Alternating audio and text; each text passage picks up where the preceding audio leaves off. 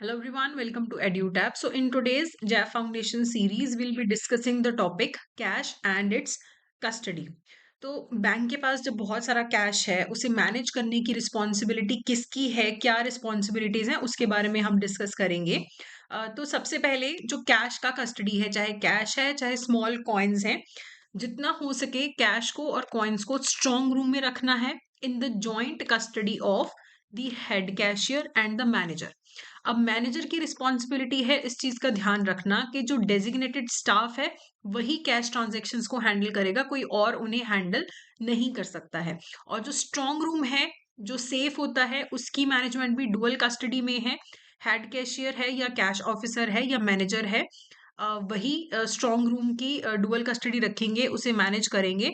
और जो currency chest है उसकी कस्टडी भी जो ऑफिसर्स इन चार्ज होंगे, कोई दो के पास उसकी रिस्पॉन्सिबिलिटी और कस्टडी रहेगी, क्योंकि दो लोग जब होते हैं तो फिर अकाउंटेबिलिटी रखना ज्यादा इजी हो जाता है। तो जितने भी बैंक के पास कैश के नोट आते हैं, उन्हें तीन कैटेगरीज में डिवाइड किया जाता है। उनकी अलग अलग कलर कोडिंग होती है, इशुएबल, सॉइल्ड एंड म्यूटिलेटेड। इन तीन कैटेगरीज में सारी कैश को रखा जाता है।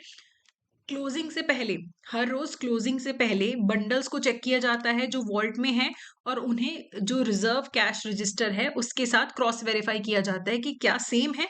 इसे ग्रॉस चेक बोला जाता है। तो ये क्लोजिंग पे होता है।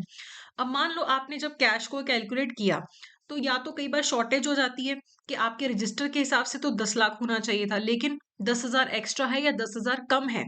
तब क्या किया जाएगा? अगर तो शॉर्टेज ऑफ कैश है, तो जो कैश हैंडलिंग के लिए रिस्पॉन्सिबल स्टाफ है उससे वो पैसा वसूला जाएगा। पहले तो जो हेड कैशियर है या जो ऑफिसर्स होते हैं, वो उस टाइम पे तो पैसा जो शॉर्टेज का है पूरा कर देते हैं।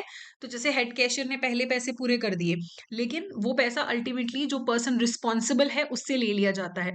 मान लो अगर डे क्लोजिंग से पहले तक अगर आप कैश नहीं ले पाए हैं, जिसकी वजह से शॉर्टेज हुआ है, जो रिस्पॉन्सिबल था, तो उस टाइम पे सस्पेंस अकाउंट को डेबिट कर दिया जाएगा। मान लो 10,000 रुपीज कम पड़ रहे हैं, तो जिससे लेने हैं पैसे वो भी अवेलेबल नहीं है, तो सस्पेंस अकाउंट को डेबिट कर दिया जाएगा। ओके।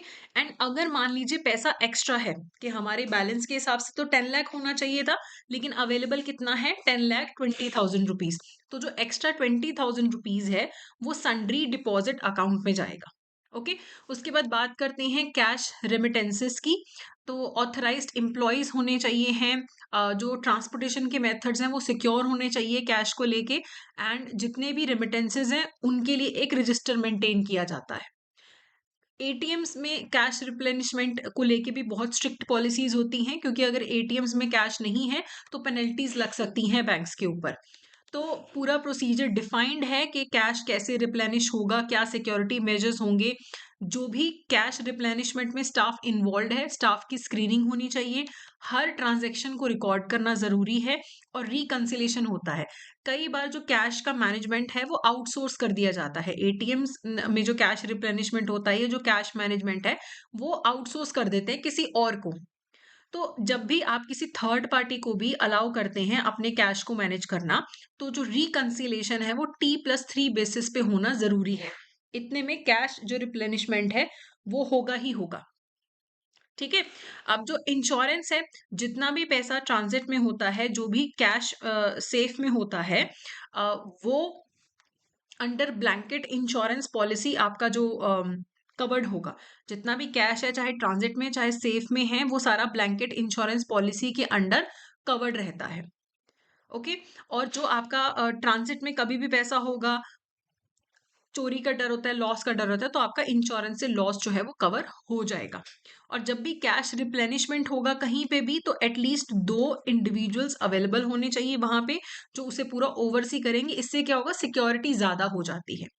उसके बाद once in a week staggering basis पे, स्टैगरिंग बेसिस का मतलब ये है कि ऐसा नहीं कि हर सैटरडे, कि हर वीक का एक दिन डिफाइंड होगा। हफ्ते में कभी भी एक दिन ऐसा होगा कि जो भी ऑफिसर इंचार्ज है कैश को होल्ड करने के लिए, ठीक है, वो सारा का सारा जो कैश बैलेंस है उसका टेस्ट चेक करेगा। अलग अलग डिनोमिनेशंस के नोट्स होंगे, उन्हें चेक करेगा, रजिस्टर के साथ चेक करेगा।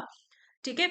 तो ये जरूरी है once a week, so at least once a week on staggering basis the officer holding charge of cash will check the whole of the bank cash balance by test check of different denominations and register evidence of such in the cash balance book under his signature. तो फिर वो proper sign करके सब note किया जाता है, ठीक है। और जो भी इंपॉर्टेंट कीज हैं, ओरिजिनल्स हैं, डुप्लीकेट्स हैं, उनका भी रिकॉर्ड मेंटेन किया जाता है, की रजिस्टर में मेंटेन किया जाता है। ओके। और जो ब्रांच की मेन कीज होती हैं वो डेजिग्नेटेड ऑफिशियल के पास ही रहनी चाहिए, unless and until specified. Designated official के अलावा किसी के पास भी main keys of the branch नहीं होनी चाहिए। इन केस टेम्परेरी इनकेपेसिटेशन है, डेजिग्नेटेड ऑफिशियल वो अवेलेबल नहीं है, तो फिर एक दूसरा बैंक का ऑथराइज्ड ऑफिशियल होगा, वो टेक ओवर करेगा। कंट्रोलिंग ऑफिसर बता देगा कि ठीक है ये मेन ऑफिशियल अवेलेबल नहीं है, तो दूसरे के पास जो है वो कीज की कस्टडी चली जाएगी। जितनी भी डुप्लीकेट कीज होती हैं हर बैंक में, हर लॉकर की, हर चीज की डुप्लीकेट कीज होती हैं, तो जो ऑफिशियल होल्डिंग कीज हैं, स्ट्रॉन्ग रूम की, सेफ रूम की, कपबर्ड्स की, जिसमें वैल्यूएबल आइटम्स हैं, हर की को इंडिविजुअली पैक करो, डुप्लीकेट कीज को। और एक कपड़ा होता है, स्ट्रॉन्ग क्लोथ होगा, लाइंड इनवेलप्स, उनके अंदर उसे पैक करके रखा जाएगा और सील करके रखा जाएगा, ठीक है, ताकि कोई भी अनऑथराइज्ड एक्सेस ना हो डुप्लीकेट कीज का भी। और जो डुप्लीकेट कीज वाला जो बॉक्स होगा उसे या तो किसी और बैंक की ब्रांच में रखा जाएगा या सेम बैंक की किसी और ब्रांच में रखा जाएगा। अब उस जो डुप्लीकेट कीज के डब्बे को कैसे रखना है, क्या इंस्ट्रक्शंस होंगी, वो मैनेजर, कैशियर या जो सुपरवाइजिंग ऑफिशियल है वो पूरी इंस्ट्रक्शंस देगा कि कैसे इन कीज को संभालना है, डुप्लीकेट कीज को, ठीक है। तो कई बार क्या होता है कि डुप्लीकेट कीज को विड्रॉ करना पड़ता है, जरूरत पड़ जाती है। तो हर बार जब भी डुप्लीकेट कीज विड्रॉ की जाती हैं तो हेड ऑफिस को बताया जाता है, ठीक है। तो और जो भी डुप्लीकेट कीज जहां पे भी रखी जाती है ना, उनकी सेफ कस्टडी से निकाल के उनको रोटेट किया जाता है। ओके। अगर कोई अनफोर्सीन सर्कमस्टांसेस आ गए हैं, कीज यूज हुई हैं, तो हेड ऑफिस को बताओ, ठीक है, रिपोर्ट करना जरूरी है। अगर आपको लगता है कि कोई कीज में science of wear and tear आ गए हैं, इनको चेंज करने की जरूरत है, तो हेड ऑफिस को बताओ और फिर उसके बाद नया लॉक ऑर्डर किया जाता है।